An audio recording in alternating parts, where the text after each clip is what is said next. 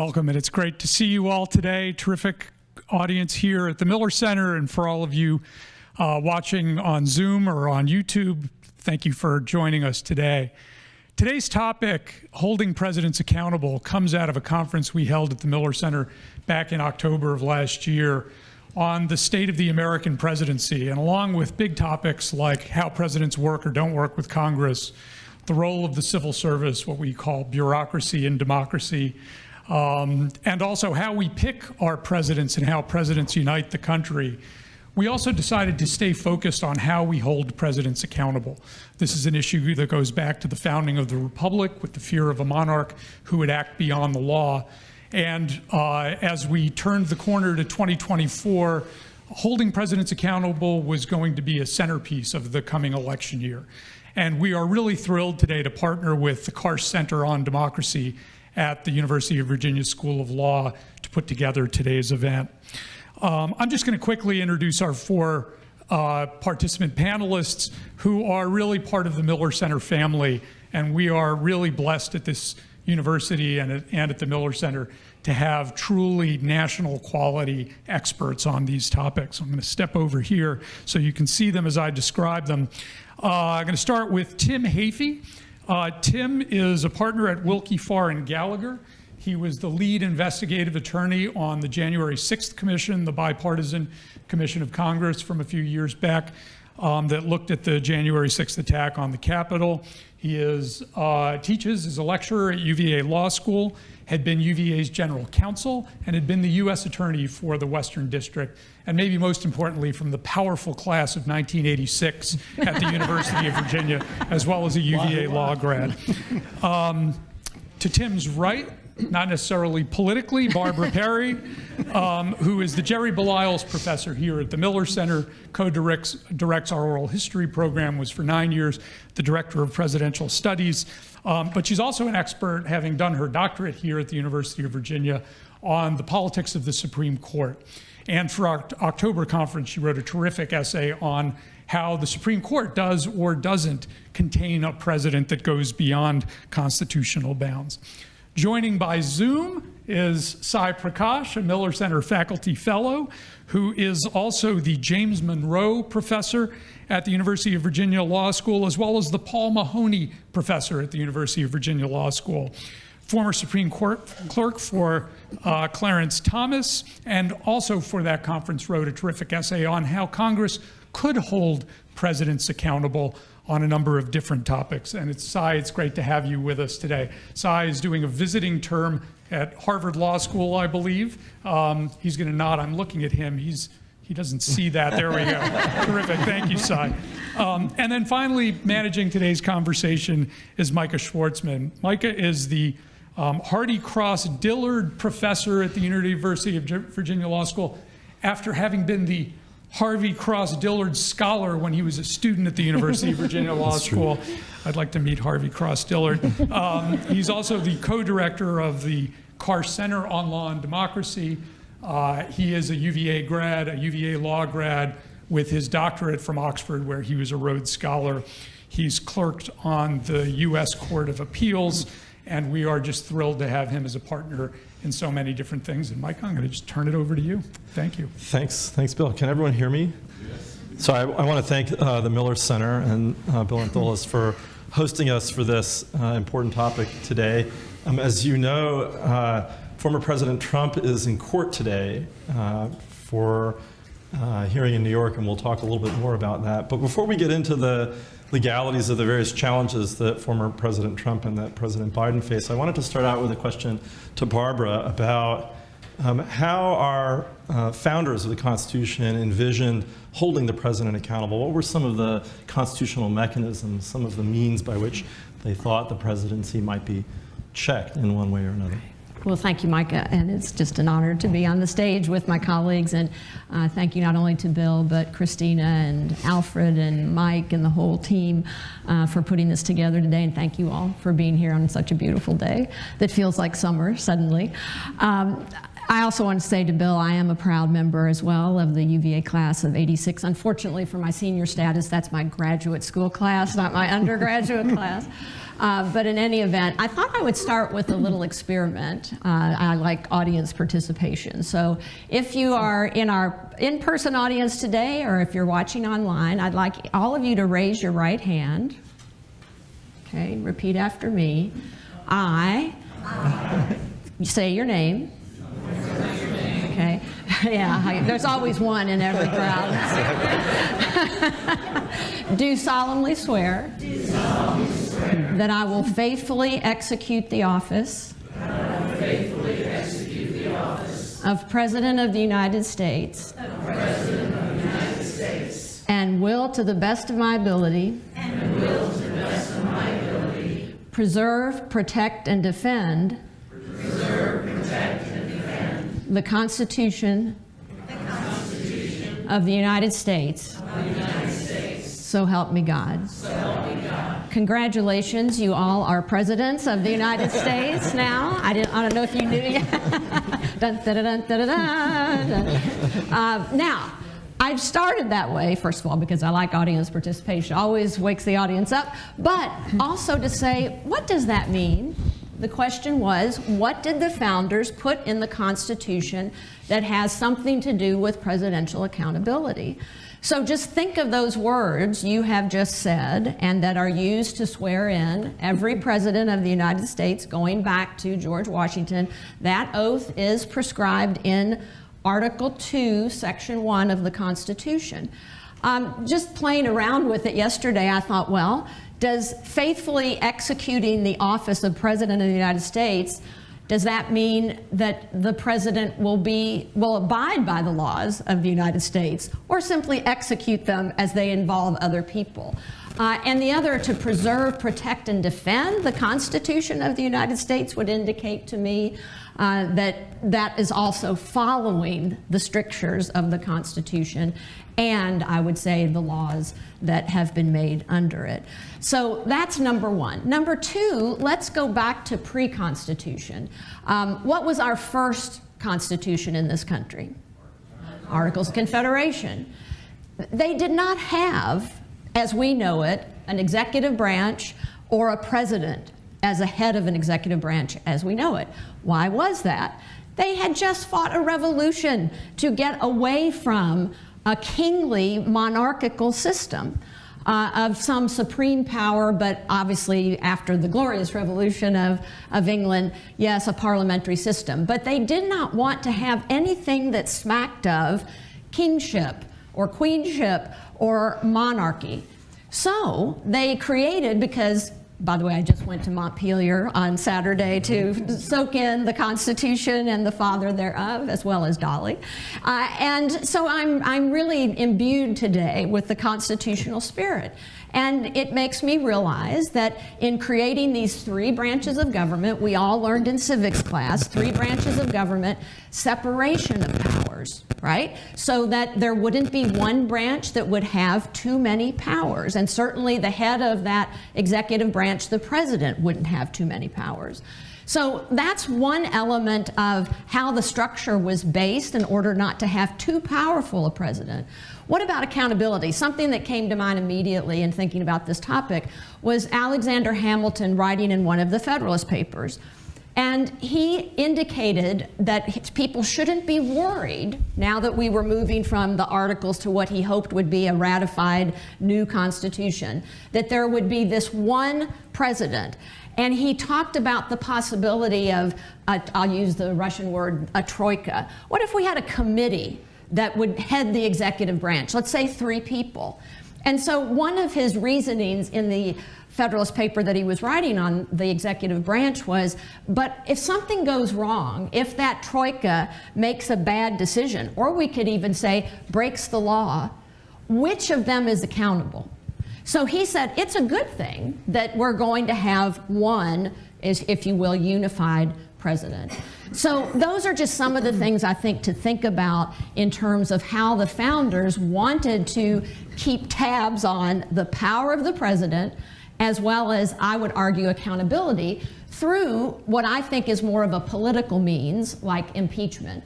And so I said, I'm a political scientist. I'll talk about some of the political strictures and the political ways that we can make presidents accountable, and then leave it up to Cy and Tim and Micah, the lawyers in our group today, to talk about the legal aspects. I think one of our themes for this program is going to be the relationship between political accountability and the law and rule of law and legal challenges. So in order to set that part up, I want to ask Tim to give us an overview of some of the criminal charges, the indictments that have been brought against former President Trump, just to lay out where we are right now. We've got 4 cases. You've all read headlines from today about the one in New York, but we have an important federal case in Washington, D.C. We have a case in Georgia about election interference and a case in Florida about improper document retention. If you could give us kind of a lay of the land about where these various criminal cases stand right now, how are they looking to develop, what's the timeline like? Yeah. So I appreciate the question and the invitation, Bill, and the folks at Miller Center. Thanks for having me. I think my role on the panel is as the former prosecutor. I've spent a lot of time thinking about the appropriateness of criminal charges, and I'm happy to walk you through the 88 counts that are currently pending against the former president, starting with the one that's in court today. As Micah said, just this morning in New York City, in the state court in New York, the former president is on trial for falsification of business records. He is alleged to have made essentially hush money payments to a woman with whom he had an extramarital affair right before the 2016 election in an effort to silence her, to prevent her from coming forward with that information, and then falsifying the records by disguising them as payments to his lawyer, Michael Cohen, who in turn made the payment. So he paid Cohen, called them retention payments, payments for legal services, when actually they were allegedly funneled to the paramour Stormy Daniels. That is a felony because the allegation is that the falsification was meant to facilitate an underlying crime. And the New York District Attorney has said that the underlying crimes are a tax offense, have different tax consequences depending on the purpose of the money spent, or a campaign finance violation. Essentially, that is a benefit conferred by Ms. Daniels that benefited his campaign, arguably triggering campaign finance, a federal crime of campaign finance reform. So that is the first case that will be resolved. Jury is being impaneled and selected today. It's predicted to go probably 6 weeks or so. And it may be the only case that is adjudicated before the fall election, because the 3 other cases, criminal cases that are pending against the former president, are currently held up in a little bit of pre-trial limbo. I don't believe any of them have actual scheduled trial dates. The one with which I am most familiar from my work on the Select Committee is the federal case alleging a conspiracy to disrupt an official proceeding, the joint session of Congress on January 6th. I think this is probably the most serious, or at least in terms of sort of orders of magnitude of relative culpability of the 4. The special counsel at the Department of Justice has assembled evidence that alleges that the former president engaged in a very purposeful, intentional, multi-part plan to disrupt the joint session. The joint session is when Congress comes together to certify the results of the election, to prevent that certification from happening and prevent the ultimate transfer of power. Very serious allegations. Preventing the transfer of power cuts to the very core of democracy. Relatively straightforward, though, in terms of the concept of the counts. Is there evidence that the former president intentionally meant to disrupt that joint session? That's essentially the core allegation. There's a conspiracy to defraud the United States count. There's a deprivation of civil rights count because it would divest people of their fundamental right to vote. But the core allegation is this multi-part plan to disrupt the joint session. That's essentially the evidence that the Select Committee presented over the course of our investigation. Very similar theory in the Georgia case. The district attorney in Fulton County, Georgia, has alleged a racketeering conspiracy. Racketeering conspiracy is sort of a fancy term for a crime spree that the former president, and over a series of events, conspired with other people, and I think there are 16 or 17 other defendants in that case, to prevent the certification of the Georgia election. That reaches beyond Georgia to some of the events that are also at issue in the federal case. But the core allegation is that the president, by the submission of fake electors, by the pressure on members of Congress and the vice president and his own Justice Department, intended to essentially deprive Georgia voters of their vote and their certified election for President-elect Biden. That is uncertain in terms of time frame. And then finally, the Mar-a-Lago classified documents case. This is for conduct that occurred after the former president left office. He maintained a bunch of stuff, a bunch of documents that included classified information, national security information. He's charged with violations of the Espionage Act, which essentially means the unlawful possession of national security information.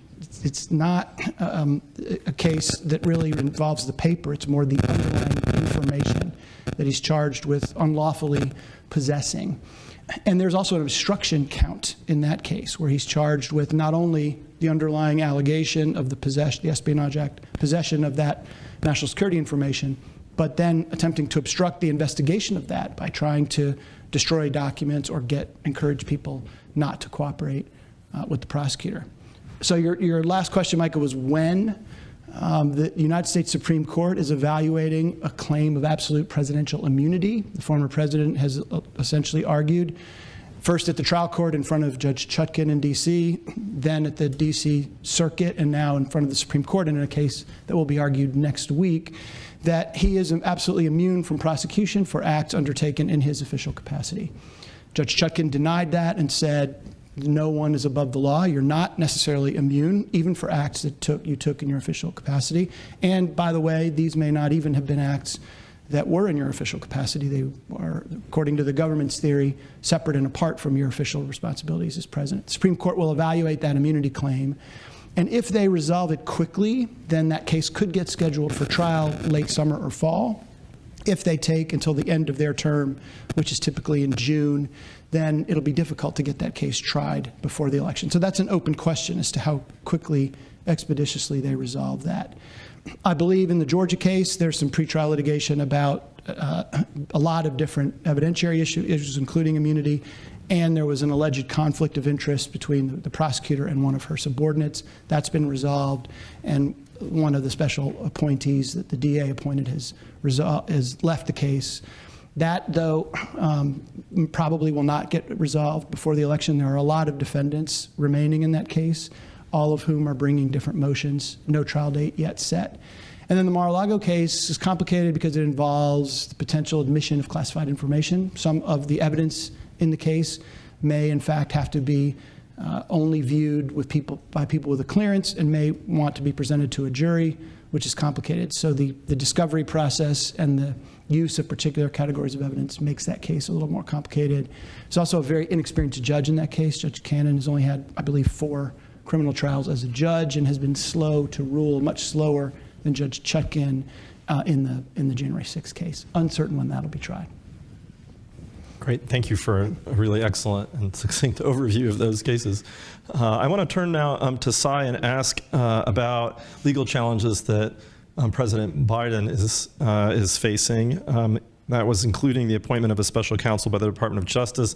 And late last year, the House approved an impeachment inquiry into the sitting president. Can you tell us about the grounds for those investigations, something about how they've been handled? And then I think a common question at this point is whether President Biden is likely to face criminal charges like former President Trump has after he's president, whenever that might be. Well, it's great to be here with you folks today. Thank you for having me. The President Biden, as you said, was investigated by a special counsel appointed by the Attorney General into his retention of classified documents that go back to his time in the Senate, but also go back to his time as vice president. And of course, he had some in his garage, and he had some, I think, elsewhere in his residence, and he has multiple residences. And so it's sort of a similar circumstance as President Trump. And the report that the special counsel wrote is very long and very detailed. And special counsel seemed to think that President Biden had knowingly and willfully retained classified information. from his time in the Senate and from his time as vice president, but that they weren't sure that they could get a conviction from a jury because they thought that President Biden would make a sympathetic defendant, in part because they thought President Biden would be able to say that he had forgotten about the documents. And so it wasn't quite an exoneration for President Biden. And there was some, I guess, hint that perhaps if President Biden were younger, they might actually go ahead and try to bring a prosecution. Of course, it's complicated by the fact that it's Department of Justice policy that no sitting president can be indicted, much less prosecuted and punished. And so, they said at the outset, notwithstanding that DOJ policy, we don't recommend any prosecution, and by which they mean they don't anticipate prosecuting him after he leaves office. So it's sort of a split decision of sort because it doesn't precisely exonerate the vice president. They say he willfully retained this information and shared it with a reporter or a book author who was helping him write a book, and it goes into all kinds of detail about the retention of classified documents. But ultimately, the conclusion was that no charges ought to be brought. And they do, of course, mention the Trump situation down in Florida, and they distinguish it by saying President Trump, tried to obstruct or tried to keep those documents even after they were requested a second time by the government. And so there's a slight difference there. Is someone saying something? I'm sorry. Did I interrupt someone? No, you're good. Okay. And what were the other questions, Micah? I think there was a question about whether we anticipate any criminal investigations or charges post-presidency, as we've seen with former President Trump. Well, I think it partly turns on whether President Trump returns to become President Trump. He has promised retribution of various sorts against his enemies. Of course, some people think that some or all of these charges reflect politics more than the law. And of course, you could think that about some of them and not others, right? That is to say, you might think that some of the charges are serious and warranted investigation and possible prosecution, and you could think that's less than true with respect to the others. But of course, it's possible that someone who wants to go after President Biden might bring charges. I don't know what the res judicata effect of the special counsel's report is. I don't know if it precludes the Department of Justice from revisiting the classified documents case. And we do know that when President Trump was President Trump, he had talked about going after Hillary Clinton, and he had participated in chants of lock her up. But once he became president, he decided that was not a good thing to do. And so it's possible that he might decide that again.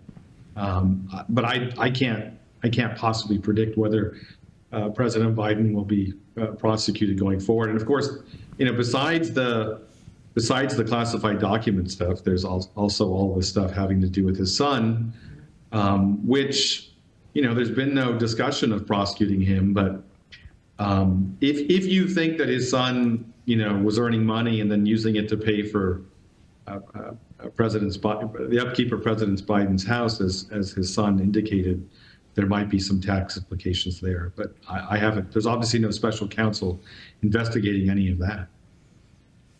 So you mentioned an opinion from the Office of Legal Counsel that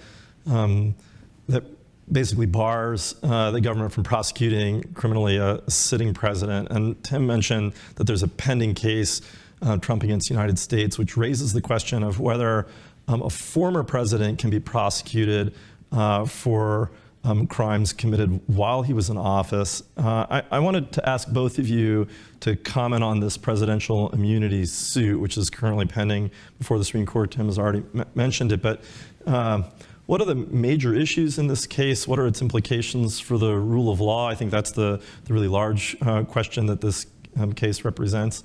But maybe you can give us some thoughts about where this case is right now and what are its implications. I'll start with you, Cy, you can't. Sure. So, President Trump's lawyers are arguing that the president has absolute immunity for his official acts as president, and that they can't result in a prosecution, save for perhaps where the Senate has voted to convict and remove. So there's been a House impeachment, a Senate trial, a Senate vote to convict, and then a removal. That's a circumstance where the president's official acts can, I think, then lead to some sort of criminal liability. Absent that, the president can't be proceeded against for his criminal acts while taken in his capacity as president. And as people are perhaps aware, the Constitution doesn't expressly confer any presidential privileges or immunities, but the courts have recognized certain privileges and immunities over the last 50 years, starting with the Nixon tapes case, where the court decided that the tapes had to be handed over before saying that the president had a right to confidential communications with his aides. And then there was a case called Nixon versus Fitzgerald, which was an employee who had sued the president for being fired, and the court there said there's an absolute immunity from damage actions that arise out of your official acts. And it's that case that the Trump lawyers are citing for the proposition that the president shouldn't be able to be criminally prosecuted for his official acts. And they're arguing they're using the same kind of logic that underlay that opinion, which is the president should be able to make decisions on behalf of the United States in his official capacity without fear or favor, shouldn't be looking over his shoulder to see if he or she's going to be prosecuted. He or she can't do that if they're worried that they will be potentially prosecuted once they leave office. And so it's not as if there's no materials for the former president's lawyers to work with. But of course, immunity from civil damages is different than immunity from criminal prosecution. I don't know if I've seen this sort of argument been made before prior to this case. It's understandable why they made it, but I don't. There's nothing in the Constitution again, and there's nothing in early commentary suggesting that a former president can't be prosecuted while in office. The OLC opinion I mentioned earlier is about prosecuting a sitting president. It doesn't say that the president can't be prosecuted once he leaves office. And in fact, I think it implies that he can be prosecuted after he leaves office. It talks about how impeachment is the mechanism of accountability while they're in office, and then prosecution's a possibility after the fact. Yeah, it's hard to underestimate the significance of this in terms of the impact on the rule of law. I mean, the president's essentially arguing that anything he does as president, regardless of how criminal or how outrageous, as long as it is connected somehow to his official role as president, is above the law, can't be prosecuted. One of the judges on the D.C. Circuit during the argument asked the president's lawyer, so if the president had SEAL Team 6 assassinate a political rival, which seemed like an official act, he's doing it for political goal, is your position that he would be immune from prosecution? And essentially the president's lawyer said yes, that unless he'd been impeached first, I think was the response. Impeachment is a precondition to criminal prosecution. Whole cloth, no precedent whatsoever for that. And I just can't believe that could be the Supreme Court's view, that our constitutional system would contemplate giving any one person that ultimate authority to, with impunity, violate the law while in office. I think Judge Chutkan, the D.C. Circuit, got it right, candidly, when they said no person is above the law. And if you assassinate a political rival or you purposefully obstruct an official proceeding and try to subvert the transfer of power, that is an appropriate, if a jury with the presumption of innocence and vigorous cross-examination finds the violation of those statutes, then you can be held accountable. I don't know what the Supreme Court will do. No one can really divine why they took the case and what they will do now that they're going to hear argument. My hope is that it is an issue of such magnitude that they felt like it was important enough for them to weigh in, but that it doesn't suggest that it's close, because I don't think that it is close. I think it's a slam dunk winner for the special counsel, and will likely be found that by the Supreme Court. The only other thing really quickly, if I can, just to push back a little bit on what Cy said about the Biden possession of classified information being sort of similar to the Trump possession. Fundamentally disagree with that, with all due respect. They're really, really different situations. President Biden took some notes during meetings, and he kept the notes. And he had a few pages of documents, a very small number that he inadvertently had in his papers. Completely cooperated at all times with the investigation, provided the documents when they were requested. And that is fundamentally different from the allegations in the Mar-a-Lago case, where there's a persistent effort to hold on to the information, to not provide it to the government. And the sort of false equivalency of the two, I just strongly disagree with that. Well, can I just say something, Rook? I agree with everything that Tim said. I agree with that. It's just that they both retain classified information. That part is the same. The Trump attempt to hide the documents after they're requested is fundamentally different. That was going to be my bipartisan question to our lawyers, and that is, and could I add in former Vice President Pence, who also apparently had some documents, to the lawyers? Then how would the courts distinguish among those three? I think, Tim, you've already answered part of that. And then also, as a layperson on the stage, as far as law is concerned, why the Espionage Act for the Mar-a-Lago documents and not Presidential Records Act? Presidential Records Act is a civil statute. It is a statute that governs what presidents must maintain and what must be turned over to the archives upon completion of their term. The Espionage Act is a criminal statute that says if you intentionally possess, again, information, it could be contained in documents, but it's the information, not necessarily the pieces of paper, then that is the crime. So the Presidential Records Act, this is another motion in front of Judge Cannon. The special counsel says it has no application to the Espionage Act whatsoever. The compliance with the civil statute is just completely separate and apart and irrelevant to whether or not there's evidence of the willful possession of national security information. I want to ask all of you a question about the relationship between impeachment and these criminal investigations that we've been talking about. Cy mentioned that you could think about impeachment as a process that happens while a president is sitting, and criminal investigations as something that's possible after. I mean, one thought you might have looking at the last few decades of presidential accountability, you think back to the Clinton administration. We've had 3 impeachment processes since then, none of which were successful in procuring a conviction. And now we have a series of criminal prosecutions. And so one question I think that may be looming for some people is, does impeachment work? And is it really being displaced by criminal investigation as a means of holding presidents accountable? Have we moved on from what was designated as a constitutional process to a kind of fallback mechanism at this point? And how should we think about the relationship between them? It wasn't directed to any one of you. Should I take a crack? I mean, I think there are 3 mechanisms of accountability in the modern era, right? There's impeachment, there's a criminal prosecution, which we've never seen before, but we're seeing now. And then there's just ordinary lawsuits, right? And ordinary lawsuits do help vindicate the law. They just don't really punish the president. And so there are tons of lawsuits against every administration in the modern era trying to say that they're violating various acts, and some of them are quite successful and some are not. But that's probably the principal means of judicial accountability. Impeachment is just a mechanism of removal, right? And it's sort of it's a capital sentence, so to speak. It's proven useful for judges. No executive branch official has ever been impeached and removed. And when I say executive branch, I mean like department heads haven't been impeached and removed. Now, oftentimes they've resigned because they knew they were going to be removed, but that was true for Nixon as well, right? I think Nixon thought he was going to be convicted in the Senate and removed, and so why be the first president to actually be convicted? He resigned.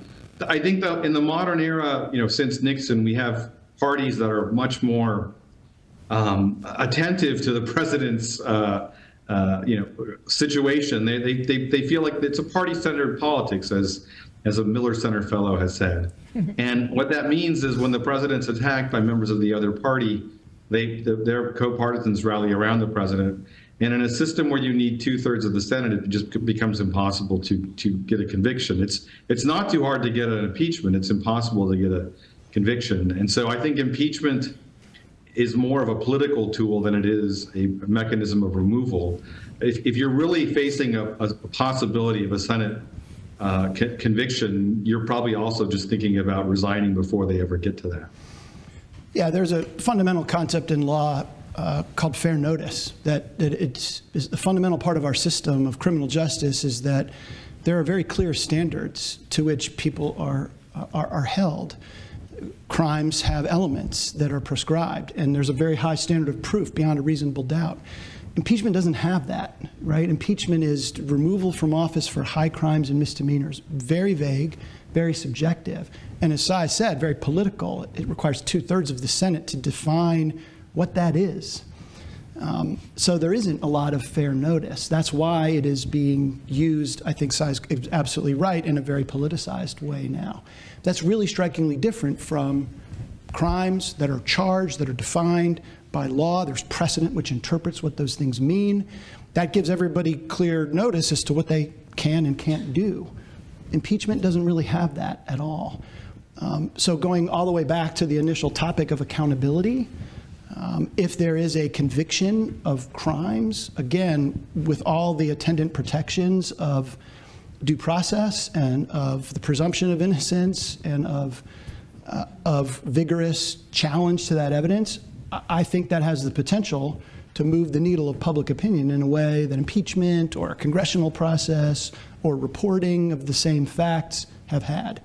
Right? The facts aren't going to change. We're not going to hear anything new in these criminal cases. But in the crucible of that fair process of the criminal justice system, it has the potential, I think, to sort of have accountability in terms of the consequence of moving the needle of public opinion in a way that the other processes have not. And I'll just add to that, again, sort of the politics of this, that you might recall some of the arguments made by the now former President Trump's lawyers at the second impeachment, as I recall. But I specifically remember the current minority leader of the Senate from my home state of Kentucky, Mitch McConnell, who gave that very impassioned, for Mitch, it's hard to think of impassioned and Mitch in the same sentence, but it really was for him, and I thought an emotional speech that he gave on the floor of the Senate after the acquittal of the president in the second impeachment. And you might remember that, if they keep reporting on this and repeating it in video, that Senator McConnell, who is a law person, he has a degree from the University of Kentucky Law School, said that yes, it wasn't the case that there were enough votes to convict the president in this impeachment trial, but that he could be subject to the civil and criminal laws of this country. And now that seems to have been flipped on its head by those who are supporting the former president, that it seems like now only if he had been, or any president had been, not only impeached but convicted and removed, could that person now, one of their arguments, right? Not be immune from prosecution. I have a lot of questions, but I also want to give the audience an opportunity to ask their own. So I think you have cards, and if you do have questions and you want to write them down and pass them forward, I'll try to get a few of them into our time. And also, if you're online and you'd like to ask a question, please use the Q&A function at the bottom of the screen, and we'll include those as well. Before we turn to audience questions, I want to give Tim an opportunity to address the role of Congress in holding the president accountable, especially in using its investigatory powers, and whether it has sufficient means in light of the January 6th investigation. What have we learned about the power of Congress to hold the president accountable? It's very, very difficult, candidly, to conduct a factual investigation in Congress because of the inability to adjudicate privilege assertions and the lack of enforcement mechanisms when people just defy subpoenas. So I came from the world of criminal justice, again, where if there's a grand jury investigation and a witness says, I refuse to answer that question because it's protected by an executive privilege, then if the prosecutor disagrees with that, they go right upstairs to the chief judge who's presiding over the grand jury, who rules right away whether or not that privilege is or isn't valid. It gets immediately appealed in a motion to stay the judge's ruling, and that is also immediately adjudicated. So what you've seen is the special counsel has gotten information from Pat Cipollone, the White House counsel, from former Vice President Pence, who have been forced to answer questions when their assertions of executive privilege were overcome by rulings. Essentially, the judge said that is outside of the official function of the presidency, and the importance of the information to the criminal process outweighs the policy interest in preserving the confidentiality of that. We didn't have the ability to do that. So when the Select Committee got a privilege assertion, even if it was completely meritless, someone who doesn't even work in the executive branch said, I'm not going to answer that question because it's covered by an attorney-client privilege or an executive privilege. We had to go to court. We had to go to a civil proceeding, and there would be long periods of briefing by each side, and we were going to expire at the end of the Congress, and lawyers knew that and could essentially run out the clock.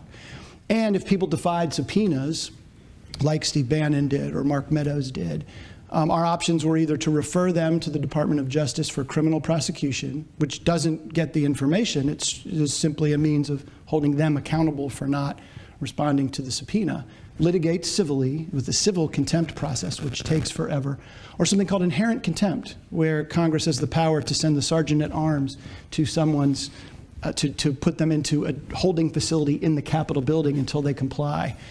Even though Jamie Raskin was in love with inherent contempt and pushed us to do it, the other members were very nervous about setting that precedent. And that sort of has become a dead letter. It hasn't been used, I think, since the 1800s. So it is essentially very, very difficult for a congressional investigative process to compel cooperation. And good lawyers in Washington are very skilled at essentially stringing this out, invoking those privileges and those assertions without Congress really ability with any kind of vigorous enforcement mechanisms. So, I mean, as we're having this session, something unprecedented is happening in this country, right? And President Trump is in New York facing criminal prosecution there. I want to ask you a broader question about criminal prosecutions of a former president. I think there's a looming objection which goes something like this. There might be malicious prosecutions or show trials, and how do we distinguish between what some have called legitimate prosecutions of a former president and prosecutions that are brought for political purposes to bring down a political opponent? How do we make that distinction? What kind of political mechanisms? Maybe, Sai, I can start with you because I know that you've written on this topic. You have scholarship that's focused on it.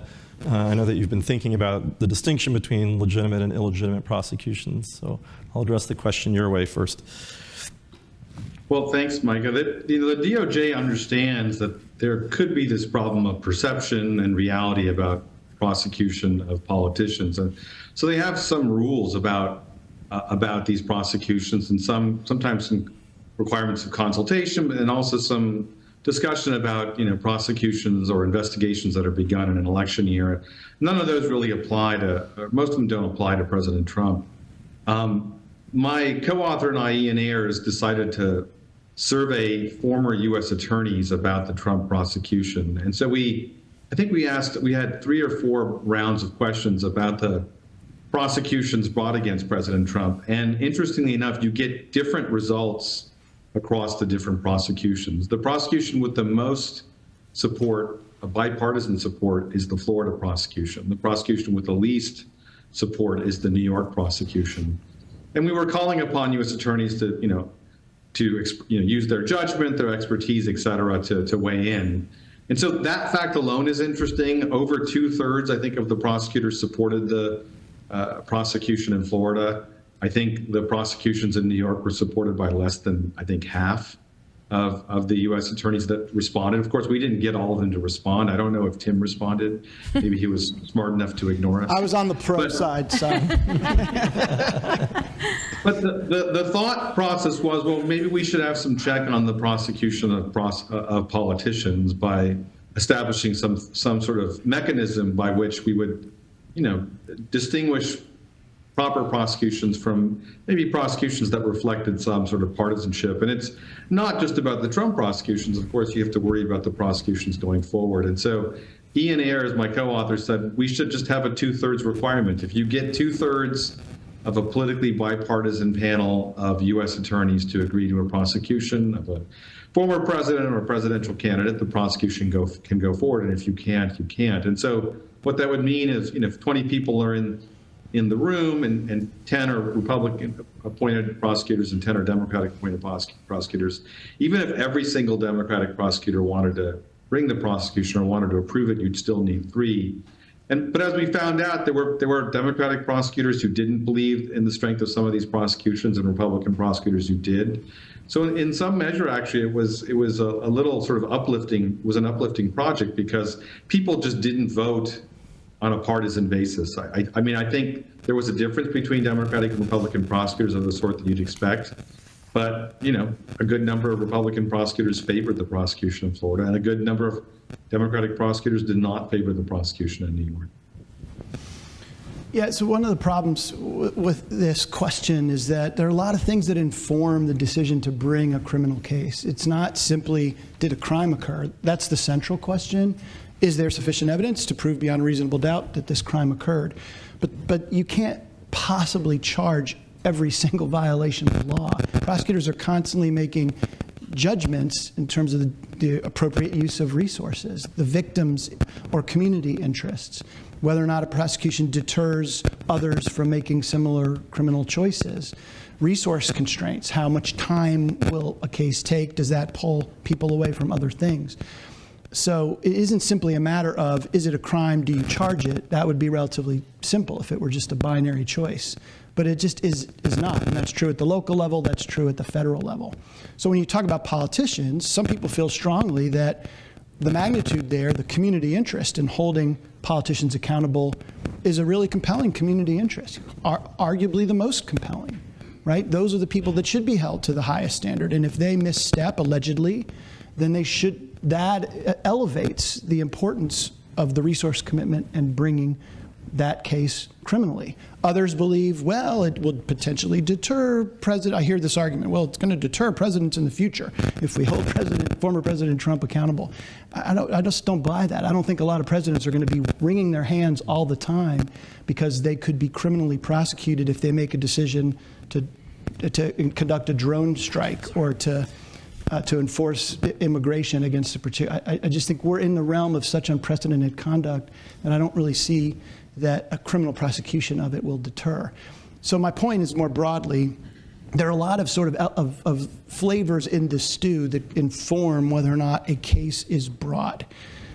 So it's hard to say if there's a crime, you bring it. It's just not that simple. I happen to be one of those people that thinks if it's an elected official, he or she should be held to a high standard, and if there is evidence of a violation, that is a pretty compelling interest to proceed with the case. Barbara, I wanted to ask you, there is a thought that even if there were a criminal conviction, that it's too damaging to our civic culture or our political culture to pursue a president in this way, and we have this precedent of Nixon being pardoned. Do you think that continues to resonate today? Is that still something that prosecutors ought to worry about? I do think about the Nixon pardon a lot and how people's views of it have changed over time, and we're going through various cycles about how people have thought about it, and the whole Watergate experience is what brought me into this business of studying from a political science perspective presidents and the Supreme Court. So the first thing that we know happened was it probably cost Gerald Ford an election in his own right in 1976 in a very close race with Jimmy Carter. By the early 2000s, the John F. Kennedy Library, Presidential Library in Boston, awarded to Gerald Ford its Profile and Courage Award for pardoning Richard Nixon. And remember, the reasoning for Gerald Ford doing so was to put Watergate behind us, to get moving forward, and to prevent having a former president hauled into criminal court. Now I'm hearing people go back to their original, many of them, their original views of the pardon, which was no person is above the law. And I think I'm now reassured by both Tim's concept that presidents wouldn't be dissuaded from acting, and that Cy's view, I like his idea of having a 2/3 majority of a bipartisan group of U.S. attorneys make decisions with and for the Justice Department that might take out some of the politics of it. So that is my bottom line, I think, in part, having come through the Watergate era, and that is that, again, no one should be above the law in this country, least of all the President of the United States, the head of the executive branch, who takes that oath that we all took to begin today to faithfully execute the laws and defend and protect the Constitution of the United States. I think, just civically speaking, for our civic culture, that would do more damage than the American people seeing the law applied in the kinds of ways that Tim referred to, that our judicial process, and my fellowship at the Supreme Court in the early 90s in working with Chief Justice Rehnquist, he used to give a speech, and I talked to many people from around the world. I talked to 3,000 people from 70 different countries who came to this country, many of them new democracies just after the Cold War ended, from Eastern Europe, from Latin America, from South America, literally some people from outer Mongolia. And they would say, how do you get this court system? You know, our court, we have a court system, but our judges are corrupt. Well, guess what? You mentioned impeachment that has worked in the judicial realm, never to remove a Supreme Court justice, but we have removed some. I think it's up to close to 20 district court judges, and it's usually for financial impropriety. But Chief Justice Rehnquist, in speaking to these groups, would say, our judicial system and the Supreme Court is the jewel in our crown. And we have to keep that kind of respect for and faith in our judicial system. And I think as long as that continues to be viewed as independent, I think people would give it the benefit of the doubt should a president at the federal level be brought into court. I'll leave the immunity question to someone else, but I want to recommend two things for you to read. One is the amicus brief, the friend of the court brief handed in by a group of historians in the immunity case, and one of them is Jack Reckhoff from California, from Stanford. Another is Joanne Freeman from Yale. So those might be two names that you see. She's been here at the Miller Center frequently.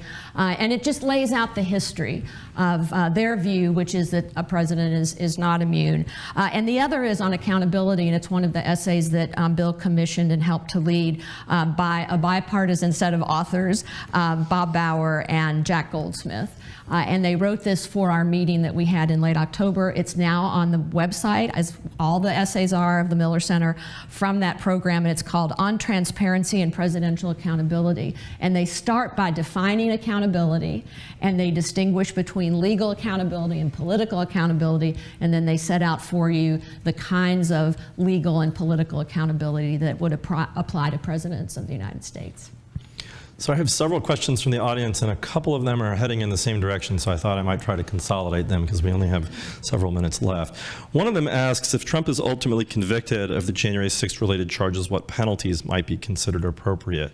And then I just want to add another question onto this one, and it says, if Trump's reelected and convicted, if that's a possible scenario, could he be removed from office? What does the Constitution say about this? So we've got different kinds of scenarios here depending on how these cases progress, but I think the question is, can you have a sitting president who's under criminal prosecution? What happens if he's convicted in one or another of these current pending cases? Yeah, well, I can start with the sentencing question. So in federal court, what happens is if there's a conviction of any federal crime, then there are sentencing guidelines which essentially are applied and give the judge who will sentence the defendant a recommended range.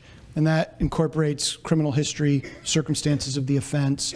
It's essentially a math problem where you start with the base offense level and there are additions or subtractions based on acceptance of responsibility to subtract or aggravating factors to enhance. I think for the crimes alleged in the January 6th case in Washington, the guideline range would include a recommended period of incarceration. And it's really hard to come up with precedent here that sort of a similar case in which there'd be a marker. Lawyers are fond of markers or precedents or things to attach as a baseline for for exercising discretion. Hard to imagine what that is here. I think if the evidence comes in and he is convicted of the 4 charged counts or any of the charged counts in Washington, there's a pretty decent chance of some period of incarceration. That does not preclude him from serving as President of the United States. The Constitution is clear that it's not a qualification. You have to be 35 years old, you have to be born in the United States, but you can be a felon, you can be a convicted felon and serve. Whether or not there would be steps taken by Congress or an impeachment process, I don't believe impeachment is barred by double jeopardy like the criminal process. I don't know. Again, we are really in wide open new territory here. I'm not really sure what the options would be, and I'm certainly not qualified to talk about the political ramifications of a conviction and an electoral victory. Sai, do you want to weigh in? Yeah, so the OLC opinion talks about prosecuting a sitting president. It doesn't talk about prosecuting or continuing to prosecute a sitting president or what to do if the person who becomes president is in jail.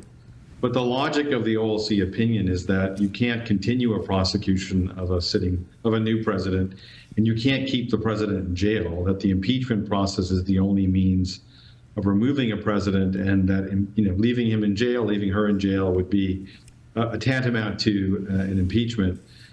So I suspect that if President Trump is being prosecuted or is in jail, and then becomes president on January 20th, his Justice Department will claim that he can't be left in jail while he's president. And that, whatever position the DOJ takes will affect all federal prosecutions, including the prosecution brought by the special counsel. DOJ policy does not bind state prosecutors, so they would continue to bring their prosecution. But I assume that the DOJ would intervene, and then there would be a federal, they would try to get the case dismissed, and they would try to appeal it to the Supreme Court on an expedited basis. But the state prosecutors don't have to pay attention to what DOJ says about the federal Constitution. They can come to a different conclusion, and I suspect they will. Yeah, and the Supreme Court recently, in the case, the 14th Amendment case, essentially said that the state of Colorado cannot invoke Section 3 of the 14th Amendment unilaterally. Congress has to.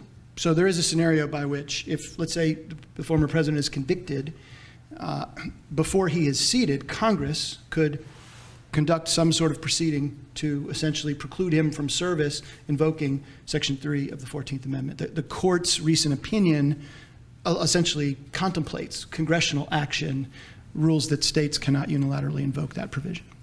So another audience member asked the question, could Trump pardon himself in advance of some of that size already giving you a reaction? I mean, it's a question that we looked at, I think, in a previous session. So you might also want to look online for another Miller Center event about that. But maybe you just want to give us a quick thought or two about the possibility of self-pardoning.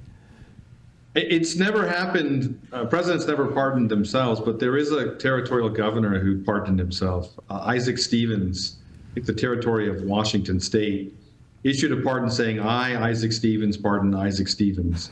And I don't know if, what effect it had. I don't think the person went to jail. So Trump could do that. Of course, he could have tried to do that before he left office. I don't know why he didn't do it. But he could do it now. But I mean, if the DOJ is going to stop the prosecution, there's no need to pardon yourself. The pardon wouldn't be effective against any state crime anyway, so it would have no effect on those prosecutions. So I doubt that he's going to pardon himself. If he wanted to do it, he would do it when he left again, so that the prosecutions that have been held in abeyance didn't continue. But we're talking a lot of nonsense on stilts. Well, in addition to visiting Montpelier, Mr. Madison's home, I also visited his gravesite, and I think his anticipation of what Sai was saying, I think I started to hear him spin in that cemetery at Montpelier, because again, how could the founders have anticipated such a thing, that a convicted person would become president and that he could pardon himself, or she someday? It's just beyond my comprehension. To Sai's point, there was active discussion of this right before President Trump reluctantly left office. Should he issue a pardon to himself, to members of his family? There are a lot of people who were arguably implicated in the events leading up to January 6th who were asking the president for pardons. And according to the White House counsel and others, there was a lot of discussion inside the White House on this very question. I think we are at time, right? So at the law school, am I right about that? I think we're Just about are. Can I just say one last thing about pardons? And Yeah. that is, Richard Nixon had a Duke Law degree. Gerald Ford had a Yale Law degree. Why would they have felt there was a need to issue and accept a pardon if they thought that a former president was immune? I'll leave you with that. At the law school, we like to say that there are more questions, but no more time. Please join me in thanking our panel.